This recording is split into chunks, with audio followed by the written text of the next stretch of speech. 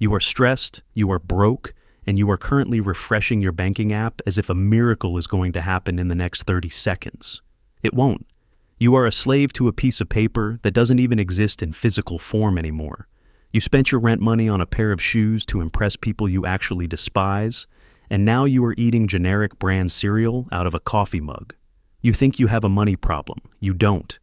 You have a soul problem. You are a biological disaster chasing a dopamine hit that lasts shorter than a cheap sparkler. Today we are going to fix your pathetic relationship with wealth using the brain of a Roman emperor who died 2,000 years ago, because clearly your own brain isn't doing the job.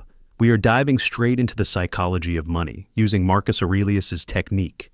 Marcus Aurelius was one of the most powerful men on earth, and he didn't care about his bank balance as much as you care about a coupon. Here is how to master your money before it masters you.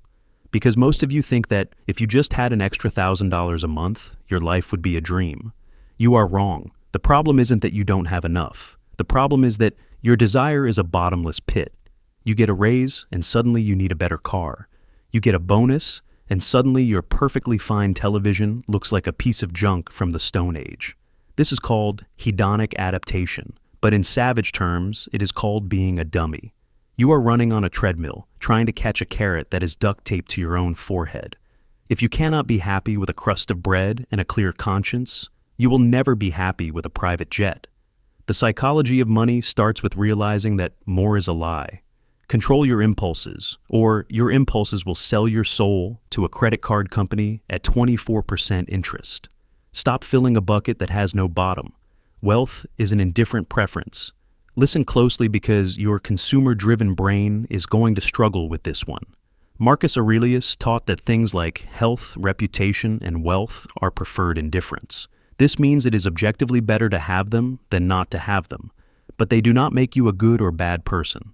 You think having a fat bank account makes you a king? It doesn't. It just makes you a person with numbers in a database. If you lost it all tomorrow, would you still be a human being of value? Most of you wouldn't. You would be a puddle of tears on the floor because your entire identity is wrapped up in what you own. Money is a tool, not a god. Use it. Don't worship it.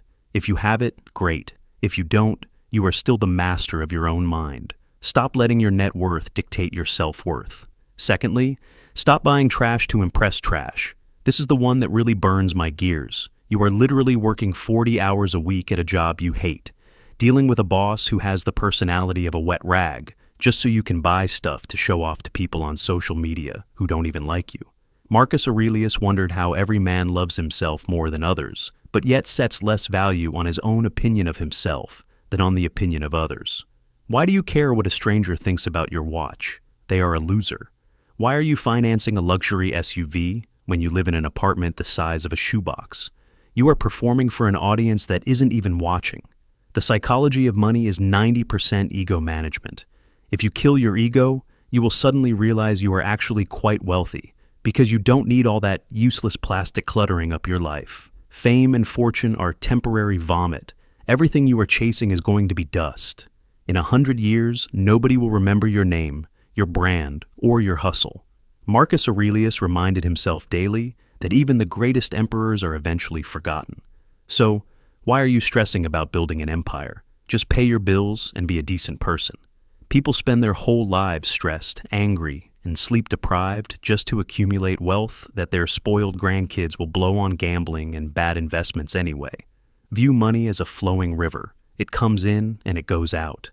Practice poverty, so you are not afraid of it. You are terrified of being broke. That fear is why you stay at that soul-crushing job. That fear is why you lose sleep. You should set aside a few days every month to eat the cheapest food, wear your worst clothes, and ask yourself if this is what you feared. Sleep on the floor. Realize that you didn't die. Once you realize that being poor isn't a death sentence, the world loses its power over you. You can't be manipulated by money if you aren't afraid of not having it. If you can be content with nothing, you are the most powerful person in the room. The cost of an item is not the price tag. When you buy something, you are not paying with dollars. You are paying with the hours of your life you spent earning those dollars. That $5 coffee, that is 15 minutes of you sitting in a cubicle listening to a coworker talk about their cats. That $1,000 phone, that is a whole week of your life gone. Was it worth it? Marcus Aurelius believed in the value of time above all else. Time is the only resource you can't get back. Every time you swipe that card, you are trading pieces of your lifespan. Stop trading your life for garbage. It is a bad trade. You are getting ripped off, and you are the one doing the ripping. Next is obstacles. Obstacles are opportunities to save. When your car breaks down, you scream. When the stock market crashes, you cry. The Stoic way is to look at every financial disaster as a test of your character. If the market is down, everything is on sale. If you lost your job, now you have time to figure out why you were so replaceable in the first place. The obstacle is the way. Stop acting like a victim. The universe doesn't owe you a steady upward line on a graph. Adjust, pivot, and keep your emotions out of your spreadsheets. Anger doesn't pay the bills, and whining doesn't increase your dividends. Wealth is found in the absence of want. You want to be a billionaire. It is easy. Just stop wanting things. If you want 10 things and you have 5, you are poor. If you want 0 things and you have 1, you are the richest person on the planet. This is logic. Your greed is a mental illness. You have been conditioned by commercials and influencers to believe that you are incomplete without the next product. You are being farmed like cattle.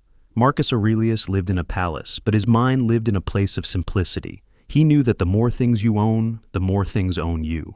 Every possession is just one more thing that can break, get stolen, or require maintenance. Strip it down. Simplify. Be savage with your spending.